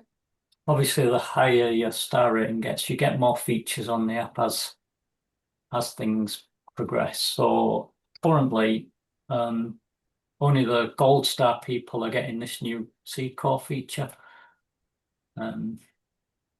I might take that down to everyone if I can find a way to deal with the performance issue, because obviously there's quite a bit of performance involved in tracking that and getting that image out to people's devices. So that currently is just for gold star people. And there's a few other features that gold stars get, like in the coronal mass ejections panel. You see animations. If you're a gold star user, you see these actually animated and moving, whereas you just get a still image of the CME if you're not a gold star.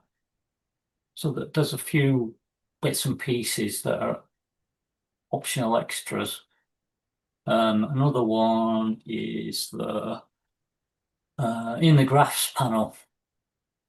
If I go into the graphs panel here, I've got a date picker and you can pick any date you want. So if you've got a certain night in the past, you know, when people want to check whether the app's working, they can test it against any of their old photos just to prove 100% that it definitely is rock solid and working. You can go back to any night and pop up the graphs.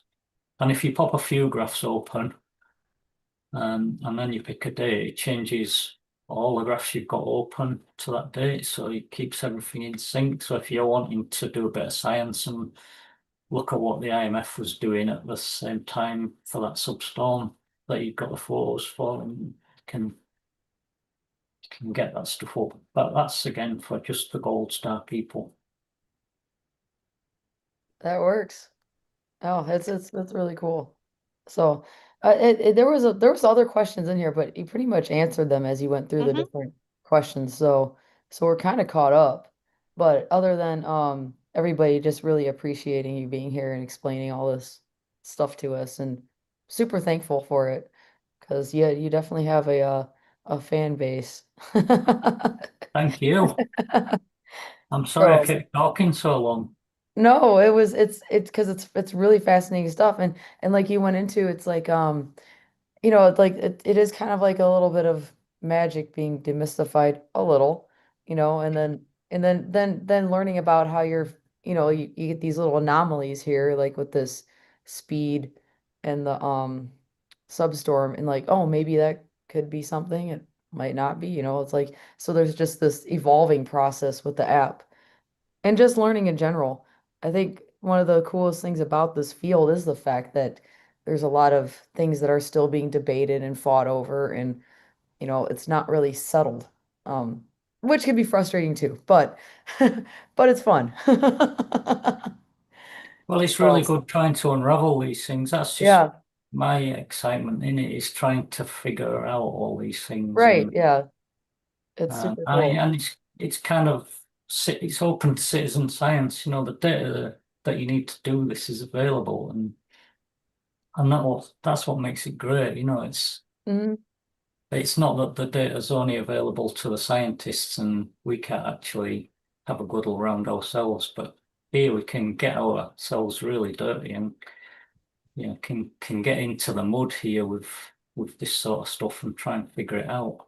Yeah, you make a good point there, because sometimes in a lot of fields this kind of data isn't available to just everybody. So it's like it's really quite neat in that regards. It is. I think it's one of the best things about this field is that Uh-huh. anyone can get in and do it. You don't need to be a heliophysicist to look at the Right. sun, and you don't need to be a magnetosphere expert to have a good in the kind of things I'm doing. Yeah, And, no, exactly. and nobody else does what I do. I don't understand that. Yeah, it Well, seems that's the like, thing. There is no shortage of data, but sometimes people start to get very overwhelmed Mhm. by just how much data they can get and sorting out what's critical, what isn't, and what's necessary, and what's actually telling you the right information. That gets to be a challenge. So it does require some experience with working with data streams, and I wouldn't say that everybody just off the street will be able to put this together. right. And it True. definitely requires dedication, no question about it. Well, it Yeah. needs commitment, that's for sure. If you was paying me by the hour, I'd be a millionaire by now. Right. It's a, it's just, yeah, it's so crazy hearing, like how like time, like you just spent 3 years just looking at the mag data and comparing it to pictures and like, it's like that is a lot of dedication. It's Yeah, I mean, really I, cool. I, I never even, I never quite explained that, but if you ever notice, there's a scale here in the top corner, Hmm. Yeah.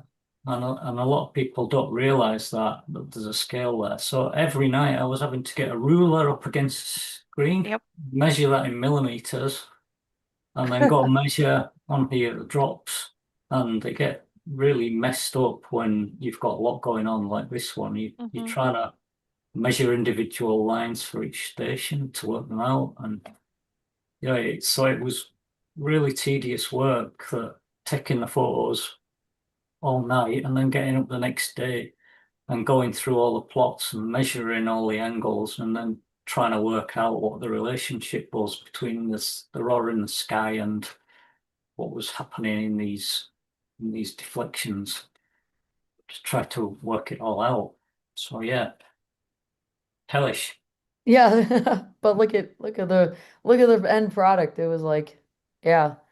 And it had to feel really good when you're like when it was like validated, like, oh yeah, this is it works. Like this is pretty cool. It's amazing when it worked, you know.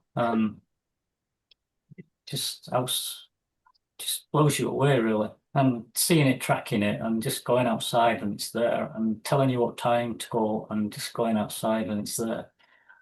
It's just pretty incredible, I think. And Yeah. I built a thing, but it was built for me to do my pictures. So you know, you've just come along for the ride, but That's right. I just wanted to unravel it all. So if I'm standing outside taking pictures, I want to know, well, when can I go home? How long do I need to stand here? If I go home now, am I going to miss the next burst? So, Right. Hmm. and, if I'm working from home, just doing work from the garden, when can I go to bed? When do I need to stay up because there's somebody else coming? When can I go to bed? So all of these questions have been answered. I love it. You put a whole new meaning to the phrase, the what we do for photos. Like this whole project is pretty crazy. So no, it's been a wild ride and we've appreciated it. It's funny that, North America took the longest to find it or like gravitate towards it, but now that like even in the chat, like going back and forth with people, it's like, yeah, once they found it, it was like, yeah, you know, this is this is the way to go. It's not this KP thing. It's not the and there still is some of that going on like with like the groups, but it's really starting to turn the more this direction now. But it Yep. took a long time. Oh, for sure. I'm glad So it does take a long time to change people. I mean, yeah, you're changing completely the way people think about auroras, and that's the problem when I first created it is people had never heard of a substorm, and you're right. starting about a substorm. So that's why there's so much educational material on the app explaining everything because I was trying to sell this to people and people are going, nah, he's a charlatan. Nah, I've never heard of this stuff. Nah, it's all rubbish, can't possibly work, da da da. But it does. Yep. And here we are. So on that, I don't think there's anything else I left out. Do you have any notes, Tanya? No, I think pretty much everything got covered. Okay. But so yeah, I guess we could draw this to an end. But yeah, I mean, because I gotta go to work, so it does have to end eventually. But but it's it's a great honor and it's a privilege to have you here. I can't thank you enough for doing this because it's we've all looked up to you for this and it's this is wonderful. So Yeah, I can't put into thank words you. how grateful I am. Yeah, absolutely. I second that. Thank you so much for You're agreeing to welcome. come on. I appreciate it. And I can tell you that there are so many thanks in the chat to you Oh and yeah. for Glendale app. People are absolutely grateful. So, and thank you for everybody who's watching. It won't be possible without you. We Well, it wouldn't be Absolutely. appreciate possible everybody who's on. it wouldn't be possible without all the sightings and all the help that people have done, reporting them. And a lot of people have actually worked with me, taking photos for me. And, when I was building the different parts of the apps for the different countries. So, they've just been amazing, the support, incredible. Anytime. And some people have been here 10 years with the app, Right? Yeah, So, it's such a cool thing and it's such a it's a great milestone too, 10 years, being, constantly tweaking and building things and yeah, it's definitely dedication and people like us are just like I said along for the ride and we appreciate it very much. So here's to the next 10 years as we go into solar minimum. But now we could find a whole of what did I say? Choose your whole adventure. Yep. yeah. So it's all good. All right, with that, I will end it on the YouTube. And this time I'm going to try not to hit the wrong button. But so thanks everybody for coming along, and we will see you next time. Bye. Bye.